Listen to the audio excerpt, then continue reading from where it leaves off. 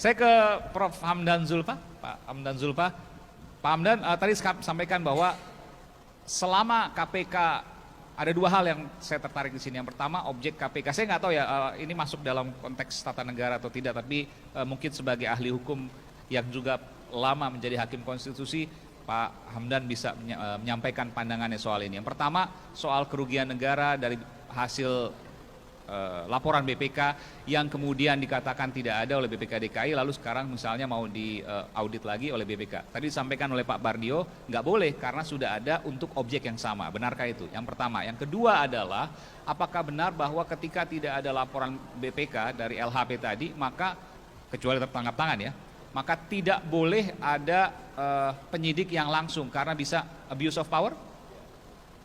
Silakan Pak. Iya, jadi gini,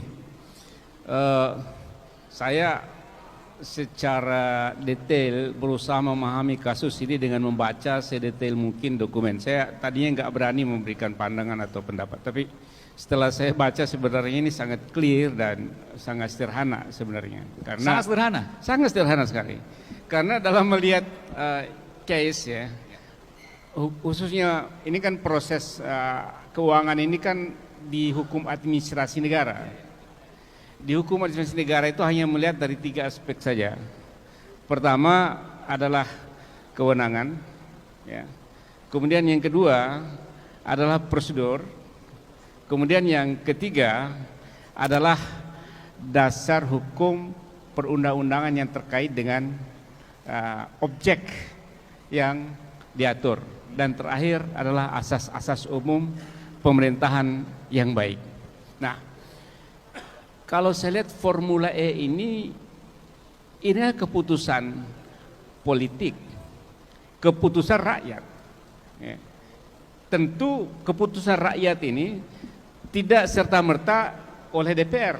Selalu keputusan itu datang inisiatifnya dari gubernur atau dari pemerintah daerah atau dari SKPD. Diproses ke bawah, naik ke atas kepada program, diajukan kepada DPR dan dibahas di sana dan diputuskan.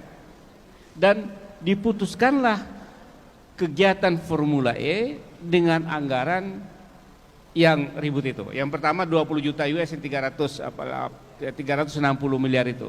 Nah, dalam proses itu saya membaca dokumen secara detail. APBD disahkan pada tanggal 21 Agustus.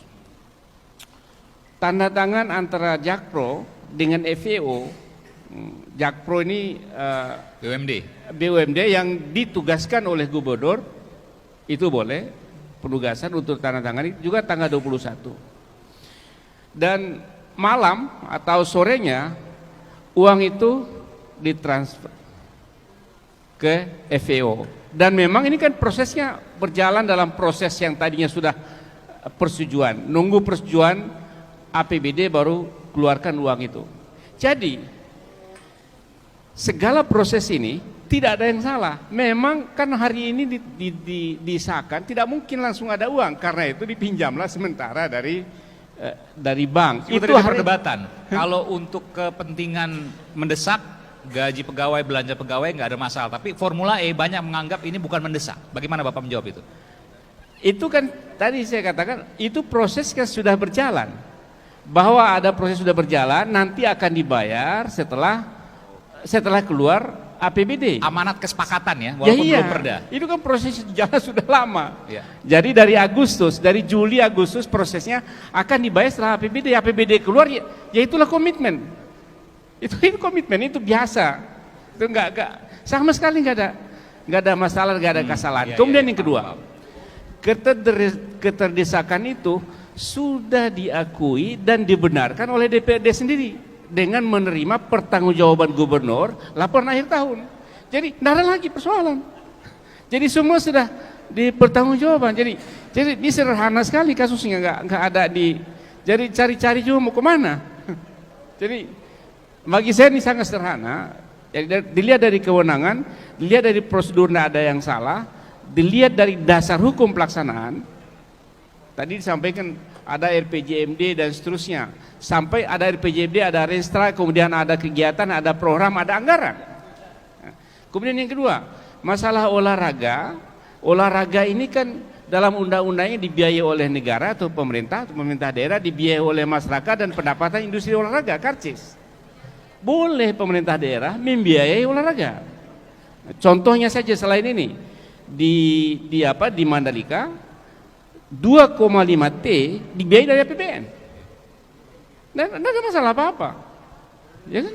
Jadi kegiatan olahraga kampungnya Pak Hamdan nih ya? Kampungnya Pak Hamdan di Lombok kan? Iya, di kampung saya.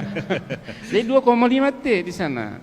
Itu juga APBN juga. Sri Mulyani bilang anggaran segitu, kemudian Bapak Presiden bilang nggak masalah. Yang penting meningkatkan ekonomi rakyat, itu dampaknya yang diharapkan. Tidak untuk, memang tidak untuk secara langsung. Ini menarik nih, ini menarik. Bapak menganalogikan Formula E dengan Mandalika. Ya, kalau Mandalika itu apa namanya, sirkuitnya yang dibangun dan lain sebagainya. Apa yang Bapak bisa sampaikan bahwa ini adalah dua hal yang sama? Sama-sama olahraga, sama-sama balap. Ini mobil Formula E, di sana motor GP, sama aja. Sana motor GP, kemudian bangun sirkuit, sama, biayanya saja yang beda. Ya. Ini biayanya hanya sekitar 600 sekian, tidak sampai 700. Ya, tidak sampai 700, sama-sama membangun itunya.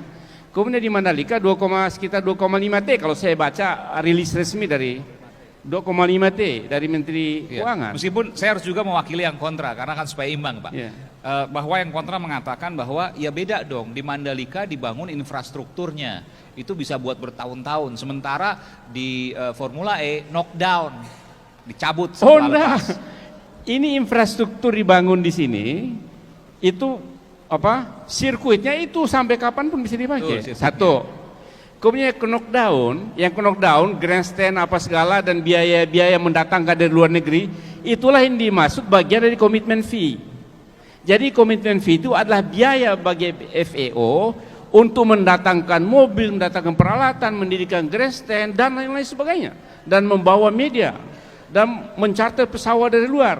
Itulah komitmen fee yang 360 miliar itu, yang totalnya kemudian tahun 360 miliar. 500 miliar untuk 4 tahun ya. Iya betul, 500 sekian. Dan itu biaya bukan bayar untuk fee gitu, tapi untuk biaya FAO. Kemudian kewajiban dari Jakpro, Pemda DKI hanya membangun sirkuit dan ada beberapa bagian-bagian lain yang secara detail ditulis dalam agreement antara